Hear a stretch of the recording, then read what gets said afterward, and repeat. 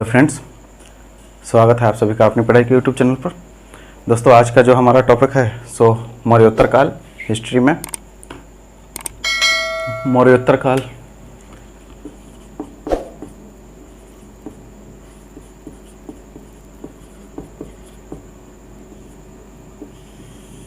मौर्योत्तर काल कहने का अर्थ क्या है?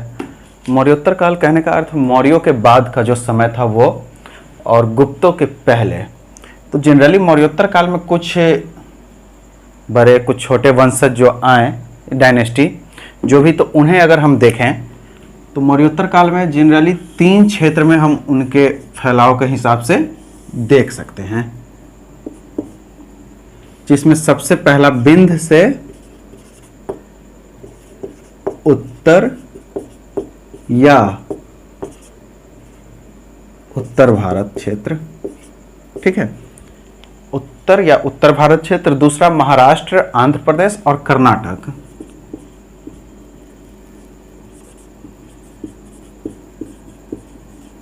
महाराष्ट्र, आंध्र प्रदेश, कर्नाटक। तीसरा सुदूर दक्षिण तुंगभद्रा के दक्षिण में, तुंगभद्रा नदी के दक्षिण में, ठीक है। जनरली तुंगभद्रा नदी के दक्षिण में हम क्षेत्र को रख सकते हैं। तो अब तीनों जो है यह भारत का, अगर हम देखें तो एरिया वाइज जब हमने इसे कर दिया है डिवीजन, तो इसमें अब हम देखते हैं तो विंध्य से उत्तर या फिर उत्तर भारत में, तो इसमें 2 जनरली आते हैं। पहला विदेशी वंश, दूसरा देसी वंश, ठीक है। पहला विदेशी, दूसरा देसी। तो विदेशी में कौन कौन आएंगे? तो विदेशी में इंडो ग्रीक,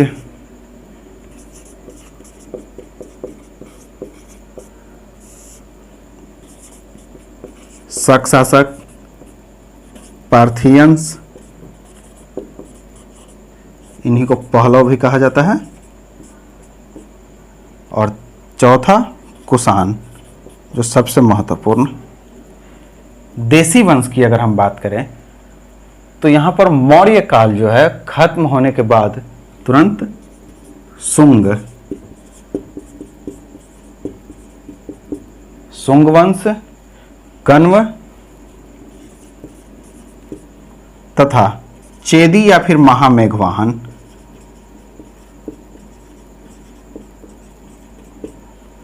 जनरली चेदी या महामेघवाहन जो है यह उड़ीसा क्षेत्र था इनका, उड़ीसा, जबकि शुंग और कण्व या मगध में, ठीक है, शुंग और कण्व मगध में। इधर की ओर जब हम बढ़ते हैं महाराष्ट्र, आंध्र प्रदेश और कर्नाटक, तो इधर में हम देखते हैं आमिर, वाकाटक और इक्ष्वाकु, 3। आमिर, वाकाटक, इक्ष्वाकु और एक सबसे महत्वपूर्ण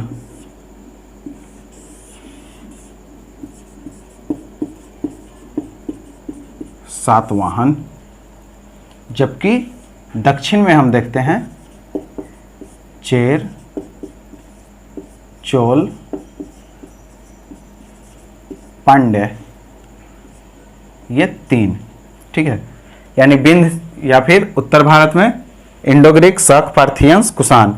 देसी में हम देखें शुंग, कण्व, चेदी या फिर महामेघवाहन। इधर आमिर, वाकाटक, इक्ष्वाकु, सातवाहन। और इधर देखें तो चेर, चोल, पांड्या। जनरली संगम पीरियड, संगम काल। तो ये जो है दक्षिण का, इसे हम साउथ इंडियन हिस्ट्री जब पढ़ेंगे तो उसमें हम देखेंगे कि साउथ के, दक्षिण भारत की जो इतिहास है उसमें हम देखेंगे एक एक करके। फिलहाल अभी जो हम हैं विंध्य से उत्तर या फिर उत्तर भारत और महाराष्ट्र, आंध्र प्रदेश और कर्नाटक को लेकर के चलेंगे। तो चलिए देर न करते हुए जल्दी से हम शुरू करते हैं मौर्योत्तर काल में। सबसे पहला तो हम विदेशी को पहले लेकर के चलते हैं।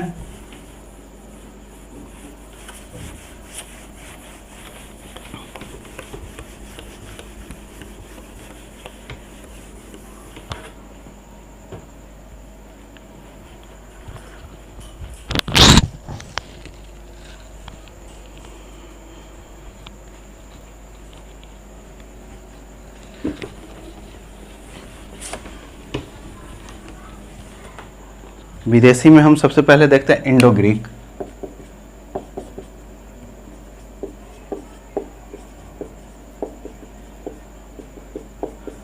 इंडो ग्रीक, ठीक है। इंडो ग्रीक, तो इनके बारे में हम जनरली देखते हैं तो 2nd सेंचुरी बीसी से लेकर के 1st सेंचुरी बीसी तक इनका समय है।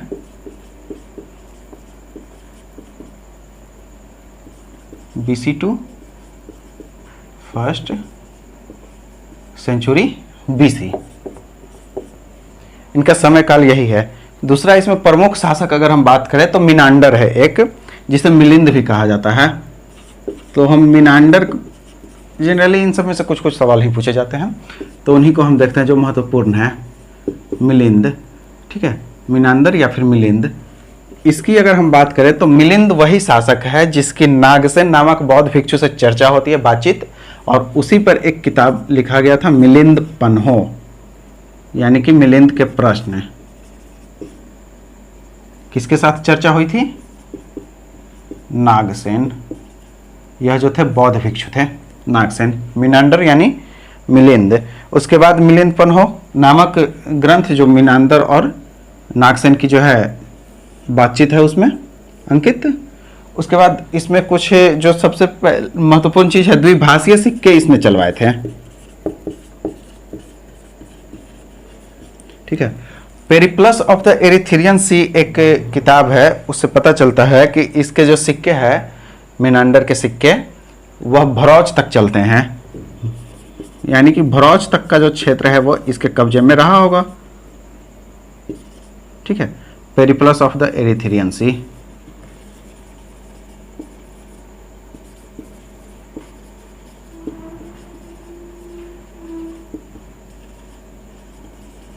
इसके लेखक जो है अज्ञात हैं।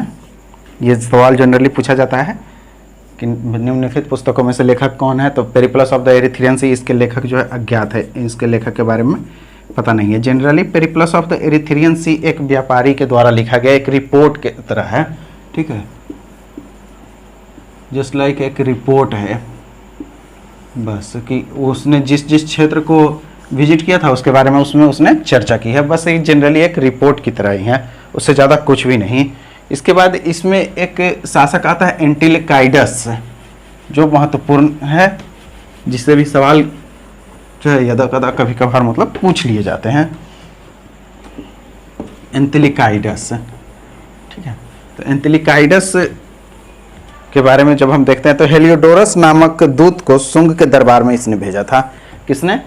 एंटिलिकाइडस।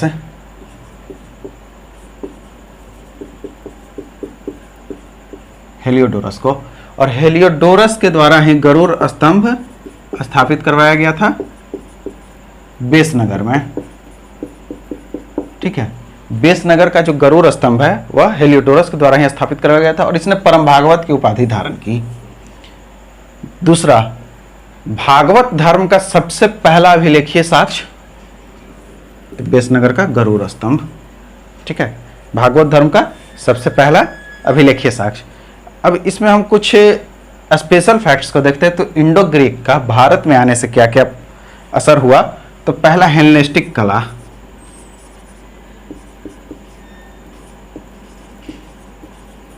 यानी यूनानी कला, सॉरी इंडो ग्रीक जो कला है वो प्रसिद्ध हुआ कला के क्षेत्र में, मूर्ति बनाने के क्षेत्र में, सबसे महत्वपूर्ण चीज।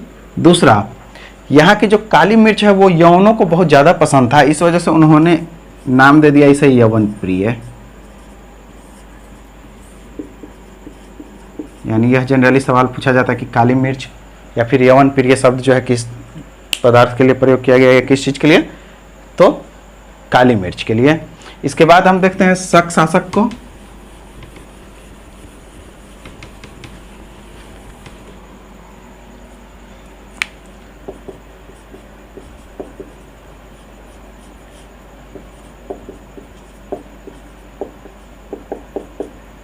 शक वंश, ठीक है।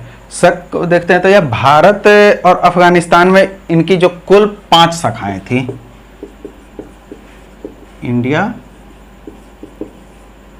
एंड अफगानिस्तान में कुल 5 शाखाएं थी, ठीक है। इनकी 5 शाखाएं थी शकों की, जिसमें भारत में एक था रुद्रदामन, जो था इसमें का सबसे महत्वपूर्ण शासक था। रुद्रदामन। और रुद्रदामन ही वो पहला शासक है जिसने विशुद्ध संस्कृत में, यानी शुद्ध रूप से अगर संस्कृत में अभिलेख लिखवाने की बात की जाए तो इसने लिखवाया था जूनागढ़ अभिलेख।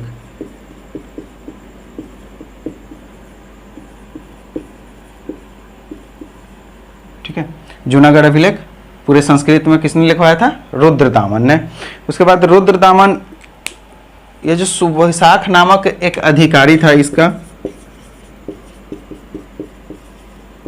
सुविशाख नामक अधिकारी, सुविशाख नामक अधिकारी की सहायता से यह सुदर्शन झील का पुनर्निर्माण करवाता है और जूनागढ़ के अभिलेख में इस चीज को मतलब लिखवाता है, सुदर्शन झील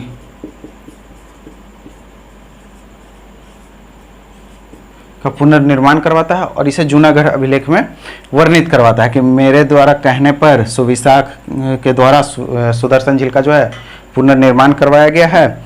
सो इस पर मतलब आप एग्रीकल्चर सिस्टम को लेकर के, ये सारी चीज़ों को लेकर के इसने यह कार्य करवाया था। इसके अलावा जो है इसमें एजेज, एजेलियस, नाहपान, चस्टन, ये जो है ये सभी के सभी शक शासक थे।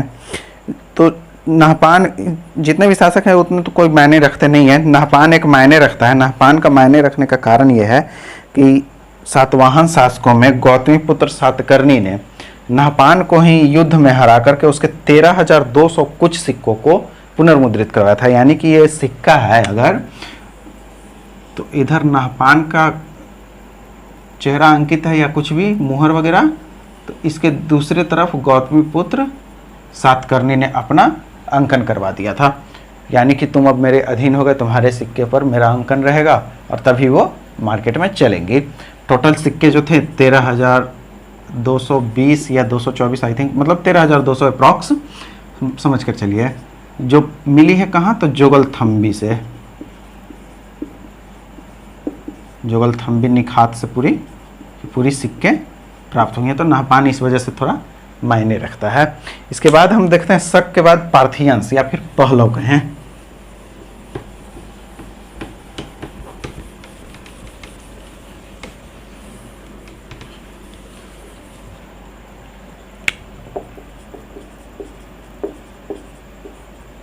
पहलव, तो पहलव में ये जो है मध्य ईरान से आए हुए लोग थे। ठीक है, यानी ये मध्य ईरान के निवासी थे।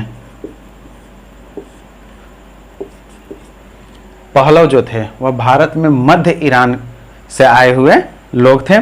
दूसरा, यह जो है इसे भारत में अगर इस वंश का संस्थापक माना जाए तो मिथ्रेडस, एक मिथ्रेडस नामक है जिसने भारत में, मिथ्रेडस, इसी ने भारत में इस वंश की स्थापना की। इसमें सबसे प्रमुख अगर हम देखें चीजें तो सबसे प्रमुख एक शासक है गोंडोफर्निज।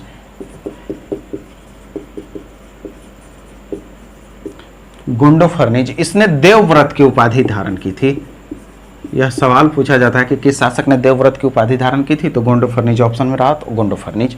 ठीक है, इसने देवव्रत की जो उपाधि धारण की थी। उसके बाद जो है इस एक अभिलेख जो है तख्ते बाही, जो पूछा जाता है तख्ते बाही अभिलेख किस शासक से संबंधित है, तो तख्ते बाही अभिलेख गोंडोफर्निज से संबंधित है।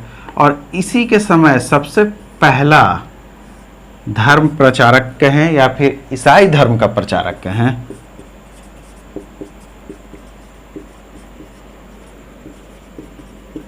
जो भारत आया था, उनका नाम था सेंट थॉमस। ठीक है, सेंट थॉमस, या पहले यात्री कहें या फिर धर्म प्रचारक कहें ईसाइयों के, जो भारत आए थे अपने धर्म का प्रचार करने के लिए, सेंट थॉमस। तो सेंट थॉमस जो है इनकी मद्रास के पास एक जगह है क्यालपुर, क्यालपुर की तरफ से जब ये गुजर रहे थे तो वहाँ पर इनकी जो है हत्या कर दी जाती है। कुछ जगहों पर लिखा जाता है कि इनकी जो है हत्या करवा दी गई थी किसी मतलब ब्राह्मण को लेकर के, कि कुछ मतलब लोग इस तरीके से डिबेट करते हैं, लेकिन कुछ जगहों पर क्या, अधिकतर जगहों पर ये एविडेंस मिल रहे हैं कि इनकी हत्या कुछ डाकुओं ने, चोर डकैतों ने कर दी थी। सेंट थॉमस, तो ये सबसे पहले इंसान थे जो धर्म प्रचार हेतु भारत में प्रवेश किए थे। उसके अलावा तो जब अंग्रेजों का हमारे ऊपर एक तरीके से प्रभुत्व बढ़ा तो काफ़ी सारे धर्म प्रचार हुए, बहका फुसला जो भी कहें उस तरीके से उन लोगों ने किया। उसके बाद देखते हैं सबसे महत्वपूर्ण कुषाण जो विदेशी वंश में थे, ठीक है, कुषाण। तो कुषाणों की बात करें तो 1st सेंचुरी एडी से लेकर के 3rd सेंचुरी एडी तक इनकी जो है सत्ता भारत में रही। उसके बाद इसमें कुषाण जो है यूची जनजाति के थे, यूची जनजाति से यह बिलोंग करते थे, जो मध्य एशिया की एक जनजाति थी, यूची।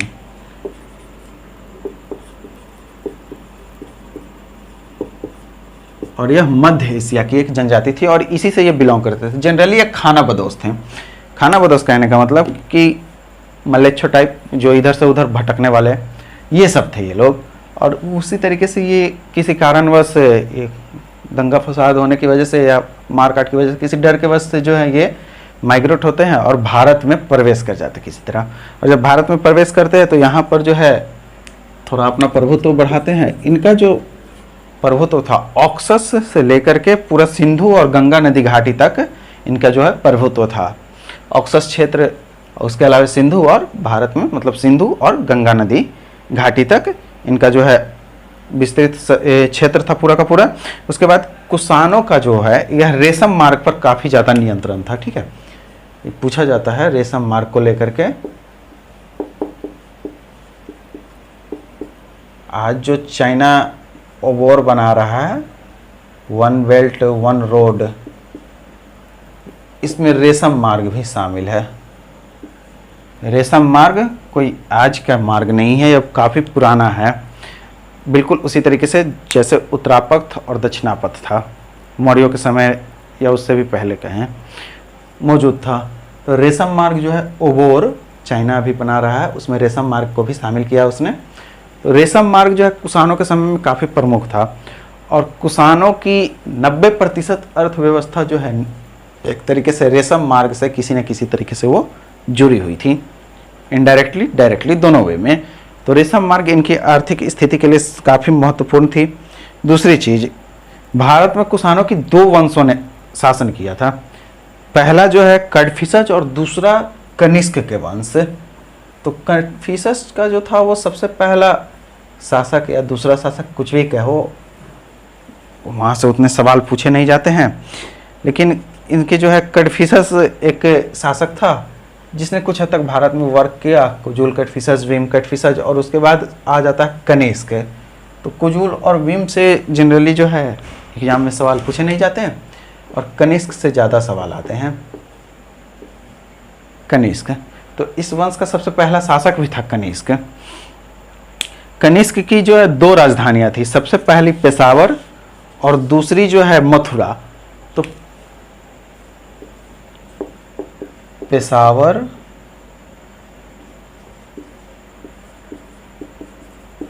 मथुरा, पेशावर यह पाकिस्तान के क्षेत्र में, जबकि मथुरा उत्तर प्रदेश भारत में। देखो दोनों राजधानी बनाने का पर्पस क्या था। पेशावर जो इसकी राजधानी थी वो थी राजनीतिक राजधानी, जबकि मथुरा जो थी यह थी आर्थिक राजधानी।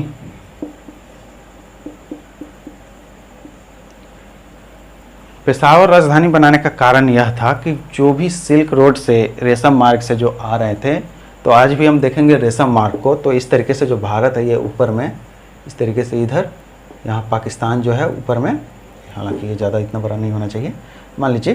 तो यहाँ पर जो पाकिस्तान है, अफ़गानिस्तान, इधर से इधर चाइना, तो इस तरीके से रेशम मार्ग जो था पेशावर को, ठीक है। तो पेशावर और मथुरा इसने 2 राजधानी बनाई। उसके बाद जो है इसने 2 नगरों की स्थापना की, एक था कनिष्कपुर और दूसरा जो था सिरकप। कनिष्कपुर जो था वह था कश्मीर में, सिरकप था तक्षशिला में।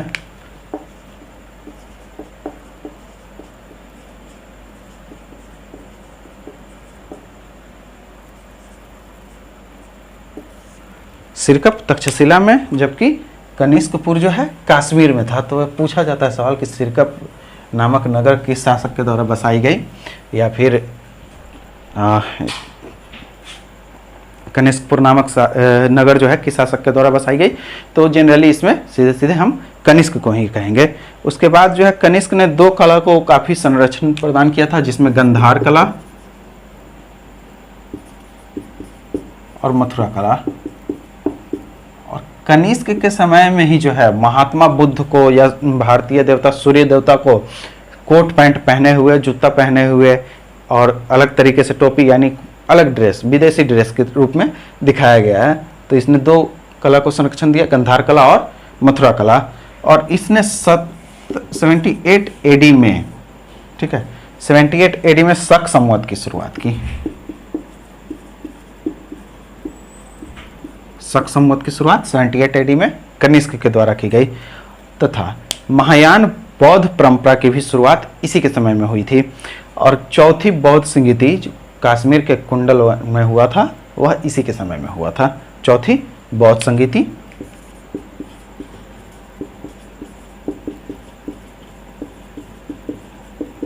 चौथी बौद्ध संगीति, ठीक है। उसके बाद इसमें कुछ फैक्ट्स जो हैं हम देखते हैं। तो चरक, वसुमित्र, पाशर्व, अश्वघोष, नागार्जुन, ये सभी विद्वान जो है कनिष्क के दरबार में थे, कनिष्क के दरबार में थे और कनिष्क इनको संरक्षण प्रदान कर रहा था।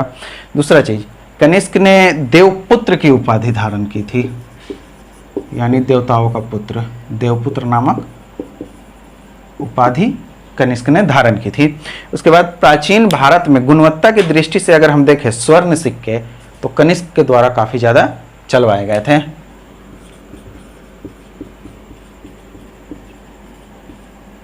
ठीक है, गुणवत्तापूर्ण यानी कि बहुत ही बेहतर क्वालिटी का था इस समय का जो भी सिक्का था।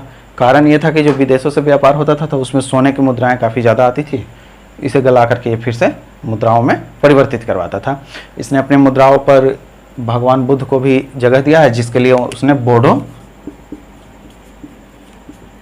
या